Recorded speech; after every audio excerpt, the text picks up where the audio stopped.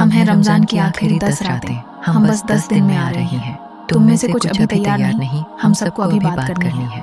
मैं हूँ 21वीं रात, वो रात जो आखिरी दरवाज़ा खोलती है। ज़्यादातर लोग मुझे आम रात की तरह लेते हैं, लेकिन मैं वो हूँ जहाँ सब कुछ बदल जाता है।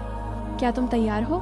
मैं हूँ 23वीं रात। उल्मा कहते हैं मुमकिन है मैं ही वो हूँ, वो एक रात जो 1000 महीनों से बेहतर है। जब मैं आऊंगी तो तुम सो रहे होगे, ये बात मेरा दिल तोड़ देती है।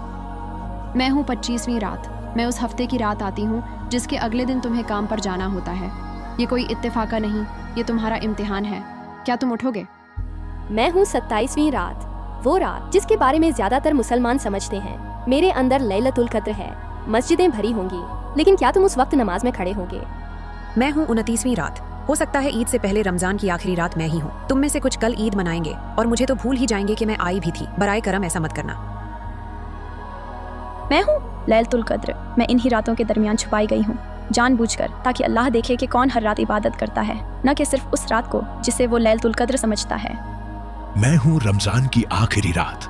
मैं फज्र से पहले चला जाऊंगा और फिर पूरा 1 साल वापस नहीं आऊंगा। बताओ तुमने आज की रात क्या किया?